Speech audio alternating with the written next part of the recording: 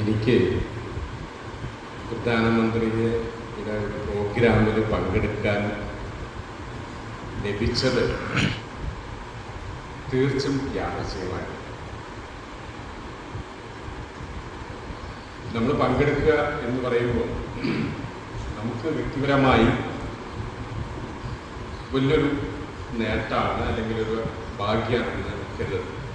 പക്ഷെ അതിനെക്കുറിച്ച് പഠിക്കുമ്പോഴാണ് മനസ്സിലായത് ഇന്ത്യ മഹാരാജ്യത്ത് 250ഓളം ബ്ലോക്കുകൾ പിന്നോക്കാവസ്ഥ. അതാണ് ആസ്പിറേഷൻ ബ്ലോക്ക്. ആ ആസ്പിറേഷൻ ബ്ലോക്കിൽ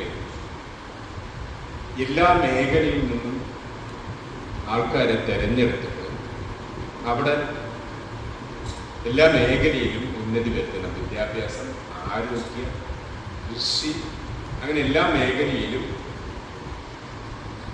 ഈ രാജ്യത്തെ ഈ ബ്ലോക്കുകളിൽ വരുത്താനായിട്ടാണ് ഈ ആസ്പിറേഷൻ ബ്ലോക്കുകളിൽ നിന്നും സെലക്ട് ചെയ്തത്. നമ്മളിവിടെ വന്ന് പ്രവർത്തിക്കണം എന്നാണ് അവരുടെ നിർദ്ദേശം.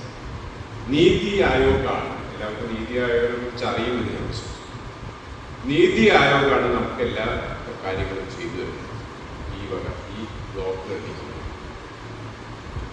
അപ്പം അത് ഒരു തരത്തിൽ പറഞ്ഞു കഴിഞ്ഞാൽ ആസ്പിറേഷൻ ബ്ലോക്ക് എന്ന് പറയുമ്പോൾ പുറകോട്ട് നിൽക്കുന്ന ബ്ലോക്കാണ് കൊല്ലങ്കോട്.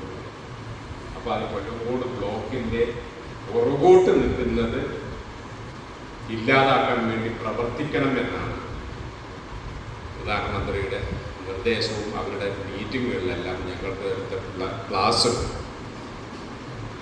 അപ്പോൾ ഈ പുറകോട്ട് എന്ന് പറയുമ്പോൾ ഈ മേഖലയിൽ, ആദിവാസി മേഖലയിലാണ് ഏറ്റവും കൂടുതൽ പുറകോട്ട്. ഇവിടെയും ആദിവാസി മേഖലയിലുണ്ട്. ഇടുക്കി, അതുപോലെ വയനാട്, ഈ ഭാഗമുണ്ട്.